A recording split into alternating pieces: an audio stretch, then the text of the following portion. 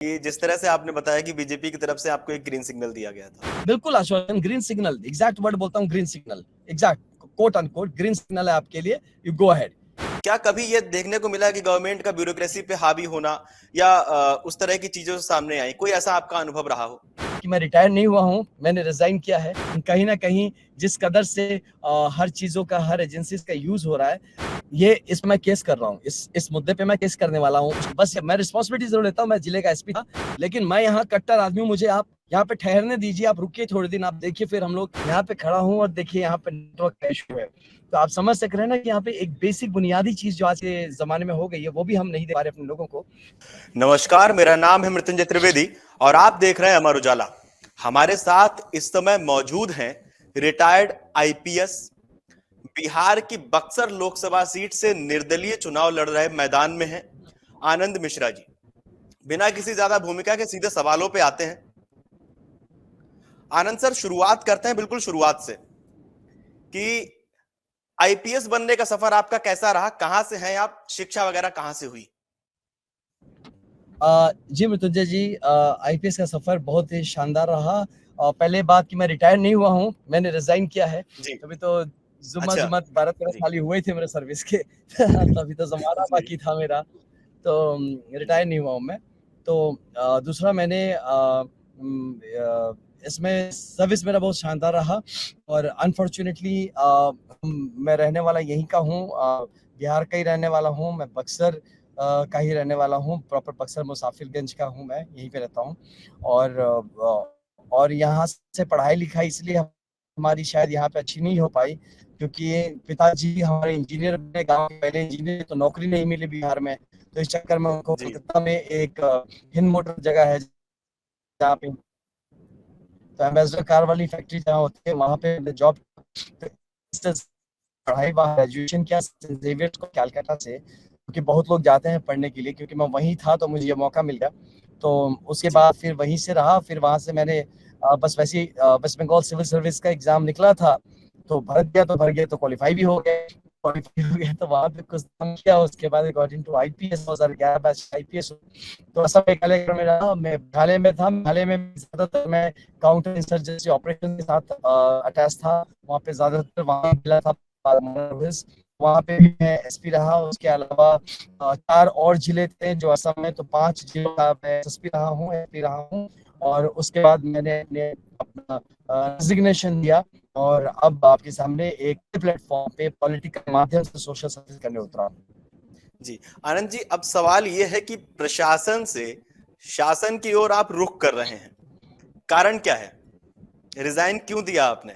और मुझे सत्ता लगता में है आने के लिए चुनाव जी लड़ने की प्रेरणा कहां से मिली और क्या वो चीजें थी जिनको आपने आप जिनसे प्रेरित हुए हैं? जी, पहले तो मैं कहूँ कि प्रशासन से अंग है, प्रशासन नहीं था, वो सेवा था। भारतीय पुलिस सेवा, तो सेवा भाव ज्यादा था। और अभी भी मुझे लगता है कि मैं समाज सेवा और जन सेवा में ही आया हूँ, सेवा भाव अभी भी प्रधान है, तो उसी भाव से आया हूँ। पहले एक एक कहीं ना कहीं एक दायरा जो था। नेटवर्क इशू हो गया था सर, लगता है आपकी तरफ। जी मृत्युंजय जी, यही कारण है मैं क्यों पहुंच, मैं पूछ रहे थे ना। देखिए, इसी और जहाँ पे डिजिटल इंडिया इतना भाग रहा है, लुक हम कहाँ खड़े हैं, बक्सर के एक प्रॉपर जगह पे, ऐसा कुछ नहीं, डुमरांव क्षेत्र में जो महाराजों का क्षेत्र था, यहाँ पे खड़ा हूँ और देखिए यहाँ पे नेटवर्क का इशू है। तो आप समझ सक रहे हैं ना कि यहाँ पे एक बेसिक बुनियादी चीज जो आज के जमाने में हो गई है, वो भी हम नहीं दे पा रहे अपने लोगों को। तो मेरा यहाँ पे होना औचित्य आपको समझ में मेरा ये जरूरी, इसलिए मैं अच्छा, आनंद सर, इसके बाद एक सवाल ये है कि ब्यूरोक्रेसी और गवर्नमेंट दोनों की जब बात होती है तो आप तो दोनों को, ब्यूरोक्रेसी को आपने बड़े करीब से देखा है, 12-13 साल आपका अनुभव रहा। अभी आप सरकार की ओर चुनाव लड़ रहे हैं, सत्ता में आने की ओर अग्रसर हैं। क्या कभी यह देखने को मिला कि गवर्नमेंट का ब्यूरोक्रेसी पे हावी होना या उस तरह की चीजों से सामने आई, कोई ऐसा आपका अनुभव रहा हो? नहीं आता हो, कहीं ना कहीं आज के अभी दिन भी सर हमारा वो जो नेटवर्क की वजह से आपकी आवाज बहुत पॉलिटिकल साफ नहीं आ स्पेस पा है, रही। फिर से कोशिश करता हूँ, सुनाई दे रहा है, अभी क्लियर है? जी। जी। तो हमारा जो पॉलिटिकल स्पेस है वो इतना हावी है हर चीज पे, हर बात पे, आपकी जीने से पहले वक्त से लेके मरने के बाद तक हमारा हमारा ये पॉलिटिकल स्पेस इतना हावी है कि क्या पॉलिटिक्स, क्या ब्यूरोक्रेसी, कहीं ना कहीं वो लाइन जो है अभी प्रेजेंट वर्ल्ड में मैं कहूंगा वो डेफिनेशन कहीं ना कहीं छट गई है। क्योंकि मैंने देखा है लास्ट, मैं तो इतने सालों में हूँ, लास्ट कुछ सालों में मैंने ये देखा कि किस तरह से कलेक्टर या एक एसपी डायरेक्ट, अगर आप कह सके कि वो सिर्फ अपने हिसाब से काम कर ले तो उतना वो सही स्टेटमेंट नहीं होगा। मैं फैक्ट बता रहा हूँ, देखिए I should not sound political, balance करने की कोशिश करूँ। सबको पता है कि कैसे हो रहा है, नहीं तो जितने लोगों का नॉमिनेशन कैंसिलेशन हुआ है, आपको सच में लगता है उतने लोगों का नॉमिनेशन कैंसिल हुआ होगा इस इलेक्शन के लिए? कहीं ना कहीं जिस कदर से हर चीजों का, हर एजेंसीज का यूज हो रहा है, आप खुद देख लीजिए, मेरे बोलने की क्या जरूरत है, मुझसे क्वेश्चन क्यों पूछा जा रहा है? पूरा देश देख रहा है कि कहीं ना कहीं पॉलिटिक्स इज वो हावी हो रही है। इसके लिए मुझे लगता है पॉलिटिक्स के पास पावर नहीं होना चाहिए, होना चाहिए इन्फ्लुएंस होना चाहिए, बट हावी नहीं होना चाहिए। तो सर अगर आप आते हैं तो ऐसा क्या करेंगे कि जो पॉइंट्स आप बता रहे हैं उन पॉइंट्स से आपके आने के बाद चीजें सुधरें? बिल्कुल। पहला तो देखिए, मैं क्योंकि ब्यूरोक्रेसी से आता हूँ, मैं एज अ टीम ब्यूरोक्रेसी और पॉलिटिक्स का एज अ टीम मिला के मैं काम कर सकूंगा। हम इसमें हावी होने वाला रिलेशनशिप नहीं रखेंगे, एज अ टीम। और जो फाइन चीजें हैं जो कि मैं एज अ ब्यूरोक्रेट देखता था, बट कभी कभी होता है ना कि आप कभी किसी कानून का कुछ का सहारा लेके आप अपने रिस्पॉन्सिबिलिटी को से जाते हैं, आप उसको टरका देते हैं। कम से कम अब उस सिचुएशन में मैं कहूंगा कि जहां मुझे था, क्या लगता है कि वहाँ पे हमें इंटरवीन करना चाहिए। तो पॉलिटिकल अगर हमारे पास होता है तो उसके हमारे जो सामाजिक कल्याण के लिए जो जरूरी होगा, हमारे जो जनहित में सच मायने में होगा और सच में राष्ट्र में होगा, उस पर अब हम काम कर सकते हैं। ऐसी बहुत सारी चीजें हैं, आप स्वास्थ्य से लेकर अध्यात्म तक, है ना, आप कुछ भी देखिए, सब में बहुत काम करने का स्कोप है, स्पेशली बक्सर के लिए मैं कहूँ तो। और हर एक क्षेत्र में हमें काम करना है, एंड आई एम श्योर कि पॉलिटिकल प्लेटफॉर्म एक बहुत ही स्ट्रॉन्ग प्लेटफॉर्म हमें प्रोवाइड करेगा इसके लिए। अच्छा आनंद जी, एक सवाल और। एसआईटी जांच चल रही है आपके ऊपर, क्या पूरा मामला है? कई चीजें, भाई काफी साहब दिनों ये से आपकी कई सारी वीडियो जी। भाई ये इस मैं केस कर रहा हूँ, इस मुद्दे पे मैं केस करने वाला हूँ उस चैनल पे जिसने ये भ्रम फैलाया है। मेरे पास क्लियरेंस रिपोर्ट है ऑलरेडी, मेरे पास, मेरे ऊपर कोई एसआईटी नहीं है, मेरे पास कोई इंक्वायरी भी नहीं है भाई साहब, कोई छोटी सी छोटी इंक्वायरी नहीं है मेरे साथ। ये एक भ्रम फैलाया गया है, झूठ है ये सरासर। हम उस चैनल पे केस करने वाला, टू सू दैट चैनल जिसने ये किया है। मेरे पास गवर्नमेंट ऑफ असम का ही वो क्लियरेंस सर्टिफिकेट है जिसमें साफ साफ लिखा है कि भाई साहब के ऊपर ना कोई इंक्वायरी है, ना कोई इन्वेस्टिगेशन केस है, ना कुछ है, नहीं कंटेम्पलेटेड है, ना सोचा भी नहीं है इसके बारे में कि ऐसा कुछ होगा। उसके बस बाद सर मैं कोई वहीं पे आ रहा था, मैं इसी इसी चीज की पुष्टि को लेके मेरा सवाल था कि क्या, मेरा सवाल पूरा ये था कि एसआईटी की जांच चल रही, पूरा मामला क्या है, क्या ये पूरा मैटर है? क्योंकि बहुत दिनों से ये चीजें वायरल हो रही थी आपके बारे में। और नहीं, ये वायरल कराया जा रहा है। देखिए, सब पॉलिटिकल गेमिंग है और इसी गंदे पॉलिटिक्स से हमें निकलना है, सकारात्मक राजनीति लाने की जरूरत है। जिस मुद्दे पे ये चीज बात हुई थी उस मुद्दे में मैं कहीं था भी नहीं, मैं उस जिले का एसपी जरूर था उस वक्त, और मैंने अपनी टीम का जी। साथ लिया था, मैंने अपनी टीम को सपोर्ट, क्योंकि उसको मैं सिर्फ टीम को इतना ही सपोर्ट कर रहा था कि न्याय होना चाहिए। आप किसी को बलि का बकरा मत बनाओ, जो गलत है वो गलत है, बट बस किसी को खुश करने के लिए, तुष्टिकरण के लिए आप हमारे पुलिस वालों का बलि मत चढ़ाओ। मैं सिर्फ यही स्टैंड लिया था जिसके लिए लोग नाराज हो गए थे। बट उसका मैं पार्ट में खुद कोविड पॉजिटिव था जब वो इशू हुआ था, मैं तो चार्ज में भी नहीं था। तो ये एकदम से अब दूर तक मेरा उस इशू के, बस मैं रिस्पॉन्सिबिलिटी जरूर लेता हूँ, मैं जिले का एसपी था, तो जो टीम ने किया था उससे मैं जरूर ये स्टैंड लिया था कि इन्वेस्टिगेशन के बाद ही उनको सजा देना चाहिए, पहले ऐसे हड़बड़ी नहीं करनी चाहिए। और जो लोग नरेटिव चलाते हैं, वो बहुत बड़ा चैनल है, मैं कहता हूँ इतना इरिस्पॉन्सिबल, मैंने पहले बड़ा बड़ा मानता था उस चैनल को, लेकिन देखा गया भाई साहब इसने तो मुझे लपेट दिया। और इतना इरिस्पॉन्सिबल स्टेटमेंट, बिना किसी इंक्वायरी के, बिना कोई जांच पड़ताल के, कितना खुश करेंगे भाई साहब लोगों को?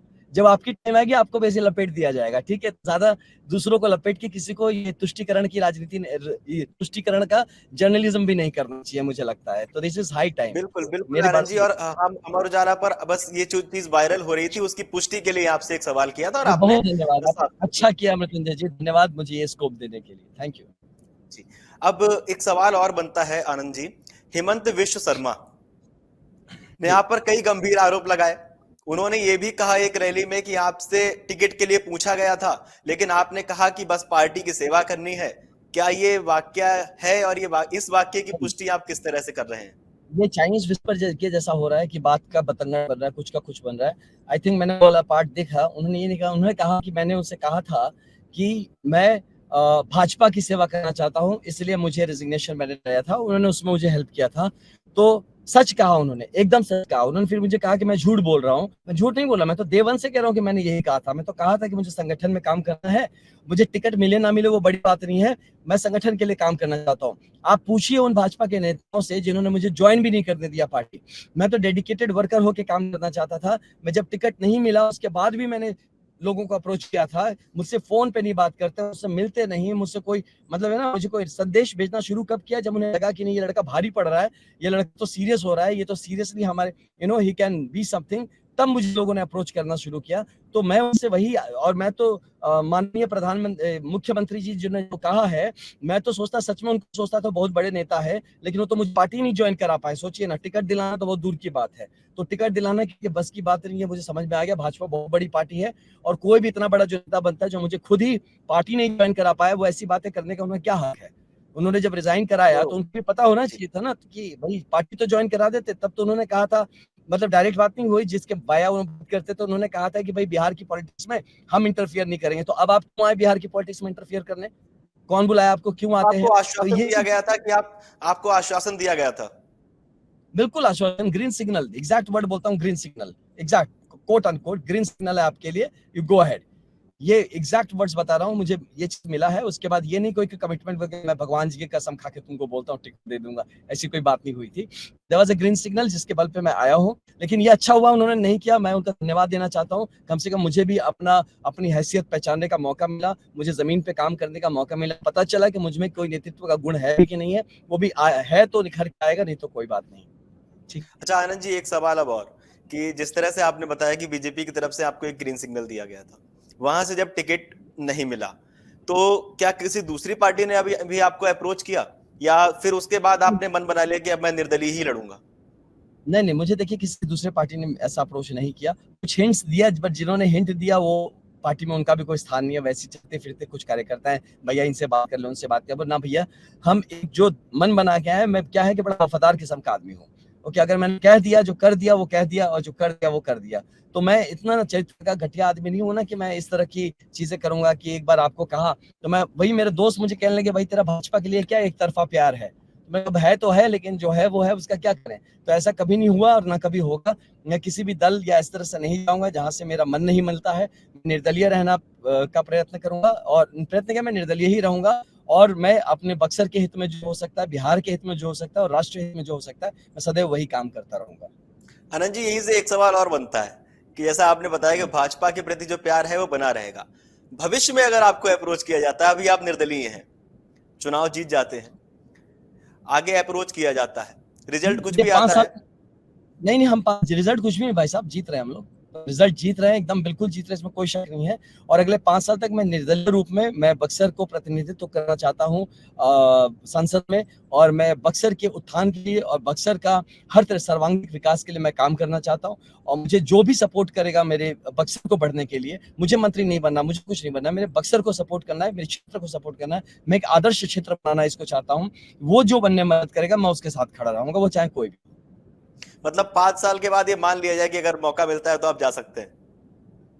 अगर मेरे बक्सर के हित में होगा तो मैं क्या बताया। देखिए अब ना मैं इस बात को समझ गया, मैं पॉलिटिक्स के लिए आया ही नहीं था मृत्युंजय जी। मैं आया जी। था समाज सेवा के लिए, राजनीति एक माध्यम बन रहा था मेरे लिए। आज भी मैं राजनीति को एक माध्यम मानता हूँ, राजनीति आता नहीं है।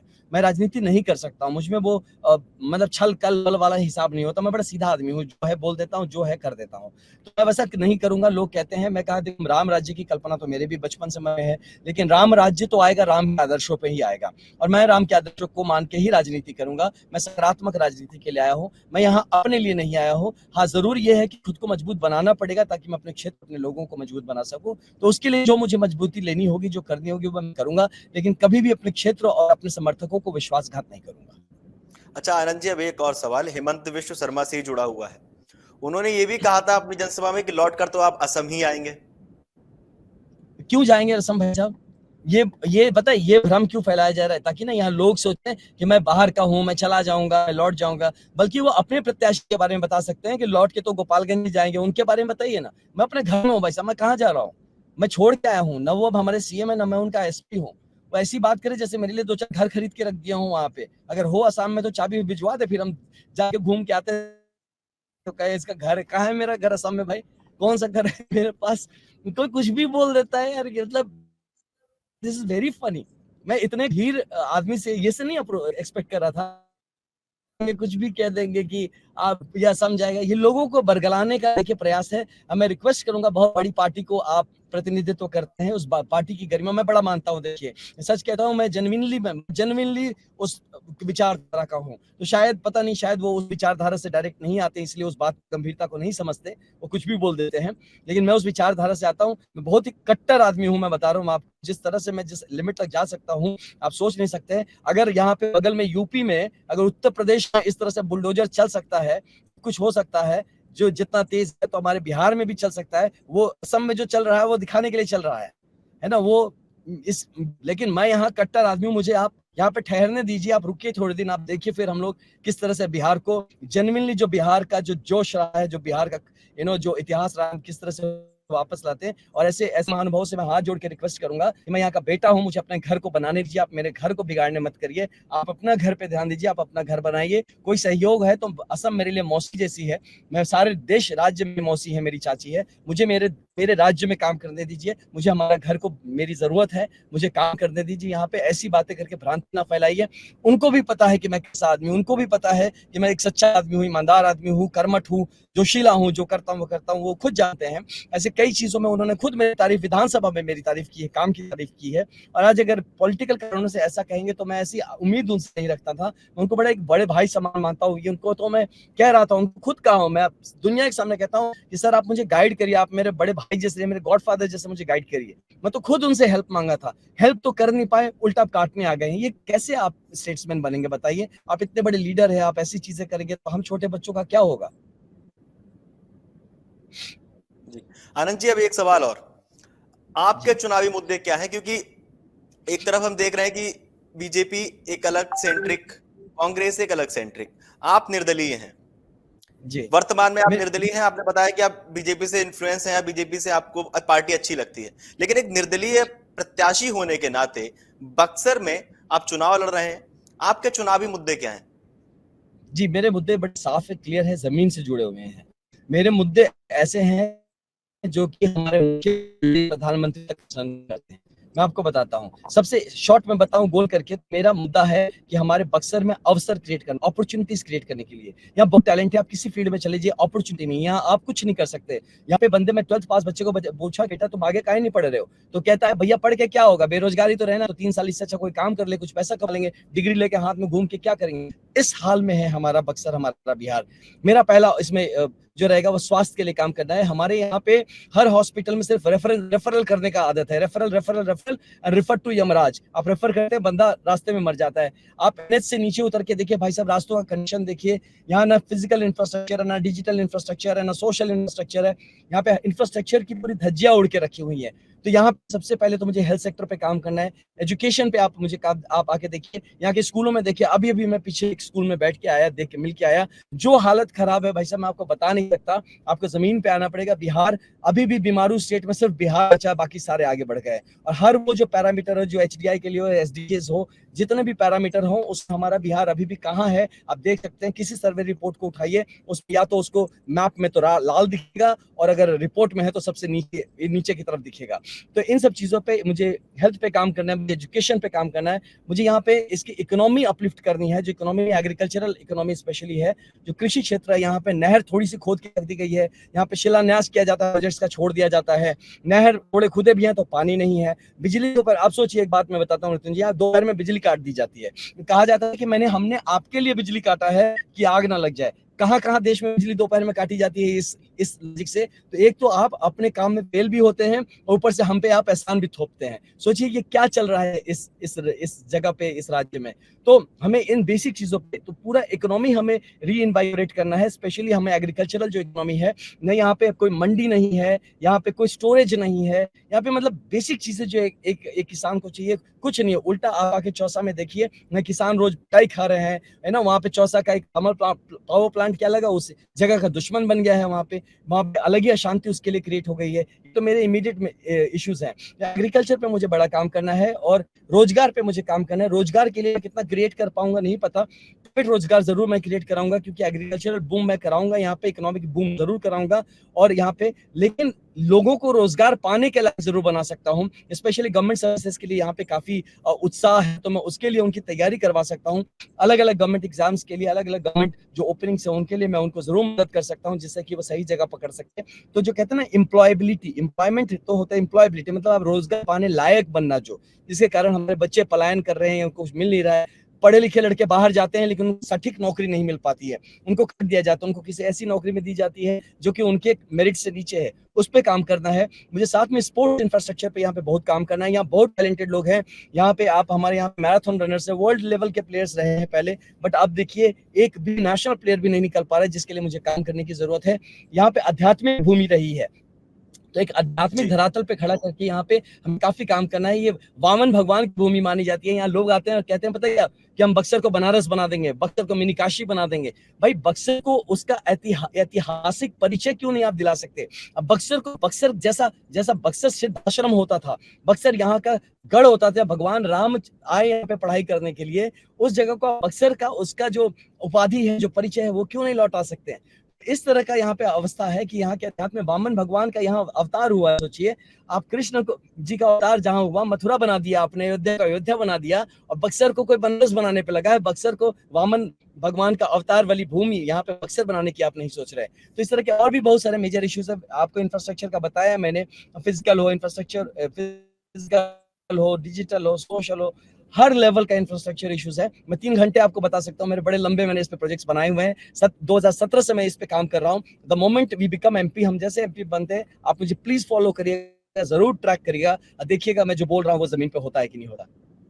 तो सर आपने जैसा बताया 2017 से आपने जिक्र किया कि 2017 से आप एक होमवर्क टाइप का कर रहे हैं, तो क्या ये पहले से मन में था कि एक बार हमें प्रशासन से, आईपीएस से रिटायरमेंट लेके, इस्तीफा देके, सॉरी रिजाइन देके, नहीं और गवर्नमेंट इट वाज नॉट, मैंने क्या हो कि मुझे लगा कि पहले अपनी जगह कैसे बेहतर होगा ना, सब बात करें, चर्चा करें। पढ़ा लिखा आदमी होने के कारण से क्या होता है कि आप सोल्यूशन खोजते हैं, प्रॉब्लम तो सब बात कर रहे हैं, मैं सोल्यूशंस खोज रहा हूँ कि सोल्यूशन क्या है। तब हमारे कुछ मित्र मिले, बने, बैठे, हम इस पर रिसर्च वर्क शुरू किए, प्रॉब्लम आइडेंटिफाई करना शुरू किए, उसका सॉल्यूशन आइडेंटिफाई करना शुरू किए, उसको किस तरह से अगल बगल के जो एरियाज के साथ मिला के एक कॉम्प्रिहेंसिव डेवलपमेंट प्लान क्या हो सकता है, हमारे जो नेशनल गोल्स है, जो नेशनल विजन है, नेशनल हमारे जो एस्पिरेशन है, उसके संग हमारे बक्सर का और बिहार का गोल कैसे अलाइन हो सकता है। तो इन सब चीजों पे हम तब से काम करेंगे। हमारे पास बहुत सॉलिड टीम है, जो कि आईआईटियंस भी हैं, आईआईएम के भी बंदे हैं हमारे साथ, और काफी सारे लोग जो आज बाहर में हैं, you know I tell you, वो हमें कॉन्टैक्ट बोले कि भैया आपने आईपीएस छोड़ के आप आए हैं, हम अपनी नौकरी छोड़ के यूएस से आपके पास क्यों नहीं आ सकते। ऐसे बहुत सारे लोग जो आके हमारे साथ जुड़ेंगे और जुड़ के हम साथ मिलकर बक्सर और नया बिहार बनाएंगे। चलिए, बहुत बहुत धन्यवाद आनंद जी आपका हमसे चर्चा करने के लिए, अपनी बात हम तक पहुंचाने के लिए। बहुत बहुत धन्यवाद आपका। आपका बहुत धन्यवाद ये अपॉर्चुनिटी देने के लिए। आई एम श्योर कि मेरी बात अनकट लोगों तक भी पहुंचेगी। बहुत धन्यवाद जी, बहुत धन्यवाद। तो आप सुन रहे थे बिहार के बक्सर से निर्दलीय प्रत्याशी आनंद मिश्रा को। आपको क्या लगता है हमें कमेंट करके बताइए, और देखते रहिए अमर उजाला। एग्जिट पोल 2024 1 जून शाम 6 बजे से, लोकसभा चुनाव के नतीजे 4 जून सुबह 7 बजे से। देखिए चुनाव नतीजों से जुड़ी हर खबर सबसे पहले, सबसे सटीक, केवल अमर उजाला पर, amarujala.com।